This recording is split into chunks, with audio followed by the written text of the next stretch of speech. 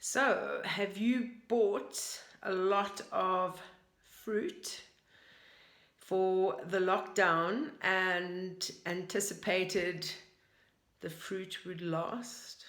Well, if your fruit is starting to go a little bit soft or starting to get some suspect spots on them, I have just the recipe for you.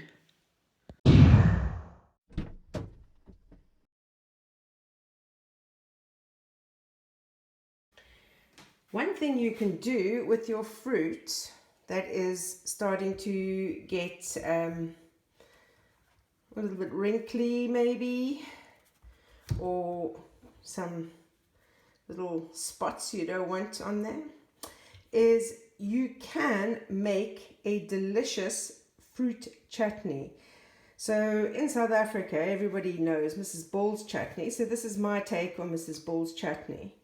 And there might be some things that might be in your cupboard or it might not, but they're not difficult to get. If you've got tomatoes also getting a little bit funny, you can use those as well. So basically this is what you're going to need to make a delicious fruit chutney. And this fruit chutney is delicious with curries, of course, but also a cheese and chutney sandwich, magical. You can also mix the chutney with some mayonnaise, put it on chicken, bake it in the oven, and that is delicious as well. So there's lots of different things you can do with your fruit chutney. So you're going to need about 6 or so tomatoes. My tomatoes are quite small, so I've got a little bit more than 6. And a little trick with the tomatoes is that you pour boiling water on top of them, and that helps to sort of soften like the skin, so that the skins come away very, very easily, because you don't want to have the tomato skin in your chutney.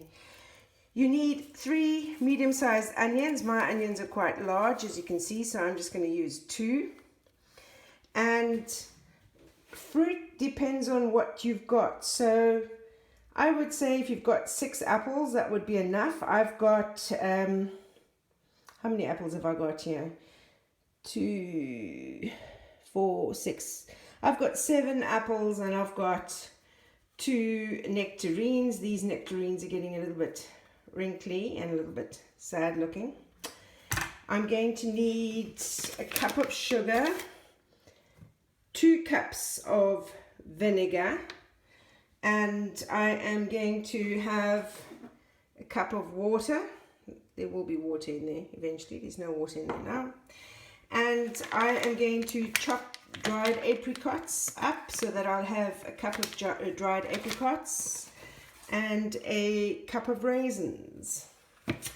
And then I'm going to be putting in some spices. I'll let you know what the spices are when I start putting them in. I'm going to put the fruit and the sugar and the vinegar in so long.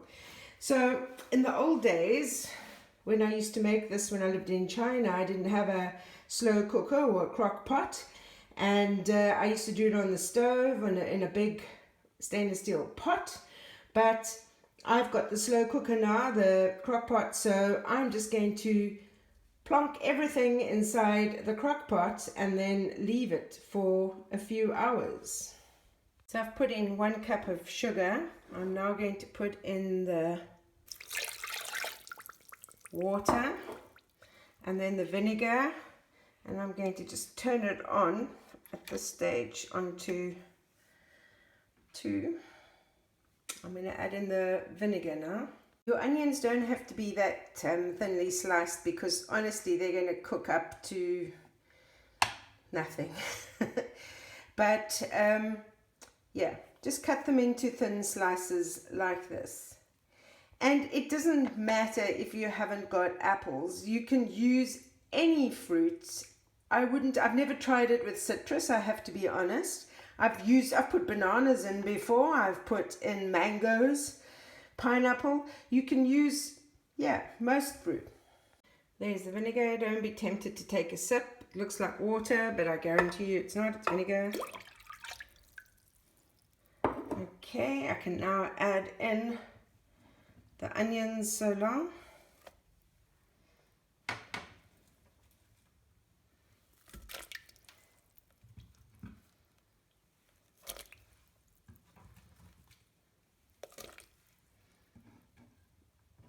And I am going to just let that start cooking up, and then I will be adding in the other fruit as I get them chopped up and prepared. So here's my cup of chopped dried apricots, which I shall now be adding in.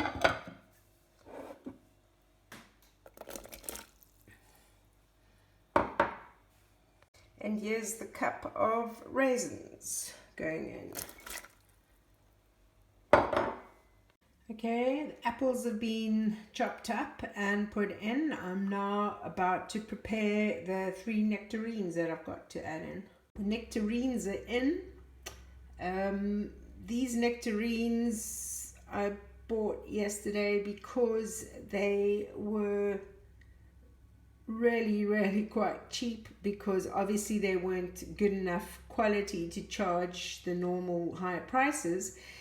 So that's a little tip for you. You can always look for the fruit that is on the bargain counter, because it's not looking so good. It's perfect to make a chutney. So I'm now going to start adding in all the spices, and I'm going to do that before I add in the tomatoes. The tomato will be the last thing that I'll be adding in. So I'm going to be adding in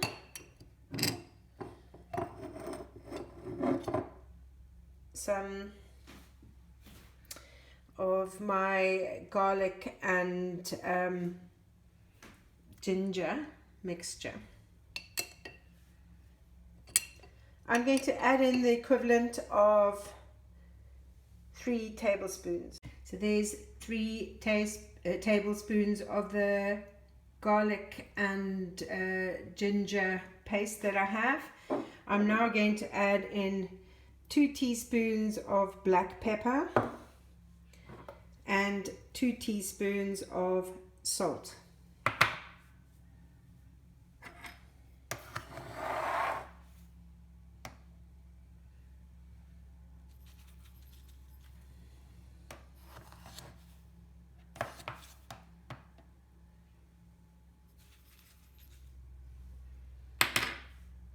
Right, the salt and pepper is in. I'm now going to put in 3 heaped teaspoons of curry powder.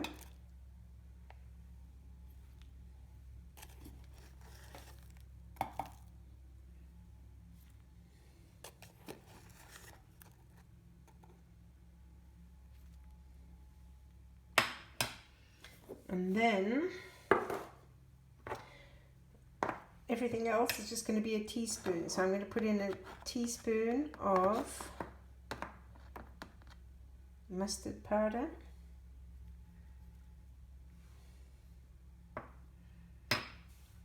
In addition, I have put in a teaspoon of garlic powder, a teaspoon of crushed chili peppers, a teaspoon of smoked paprika, teaspoon of ginger powder, teaspoon of coriander powder, teaspoon of ground cinnamon, and a teaspoon of garam masala.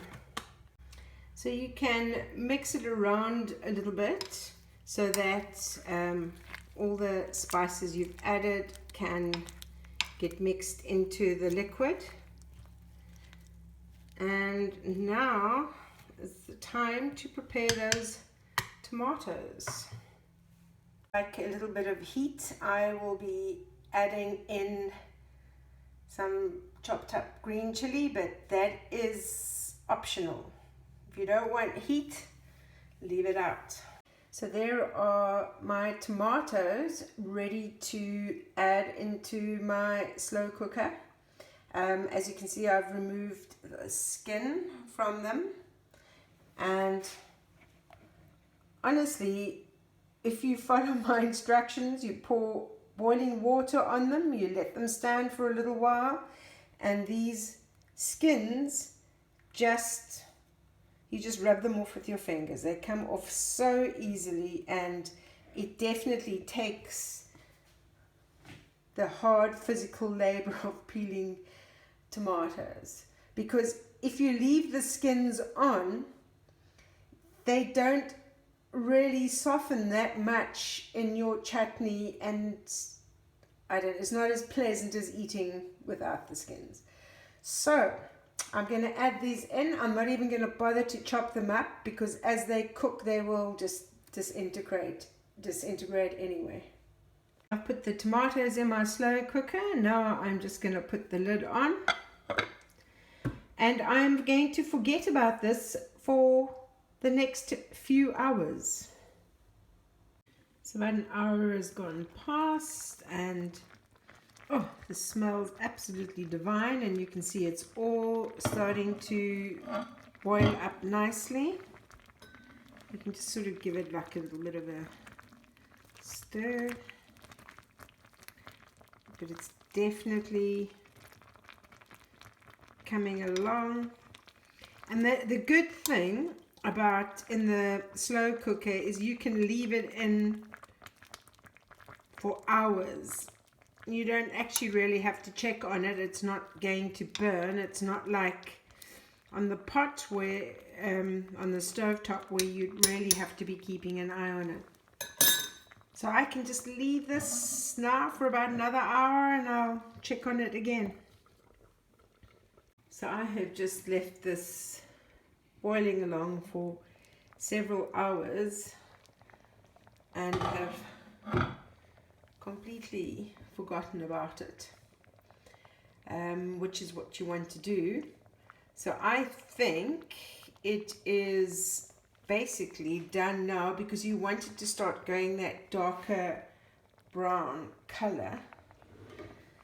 So what I might do now is take my little masher thingy and just mash it down a little bit, so that my chunks of fruit and tomatoes get a little bit smaller. Oh, that's misting up. The kind of consistency you're wanting to have. You don't want to completely pulverize it. You still want it to be quite chunky. And now you're going to use your soup ladle to put it in some jars. And I'm like a prolific jar collector. I never throw jars away. I always keep them in case I'm going to make some kind of a preserve. So now the job is to take that and decant it into these jars. So once you have put your chutney mixture into your glass jars, seal it straight away, and then wipe the jars down. You can see from my slow cooker and the fruit and that I showed you, I've managed to make 6 jars of chutney. It goes without saying that you need to make sure the jars are sterilized beforehand. I don't have a big enough pot to boil them in afterwards. So what I'll be doing is I'll be keeping them in the fridge, and in the refrigerator these last for many months. So unless of course you really love it and you eat it all beforehand, but I live alone. The chances of me eating 6 jars of chutney, maybe not, but after coronavirus I suppose I can give some away. Forgot to say, obviously let them cool down before you put them in the fridge, because you don't want like an explosion and a big mess inside your fridge. So if you've enjoyed this video, please hit the like button, comment below, all the standard things, and please, please, please, please, please help an old lady out and subscribe to my channel.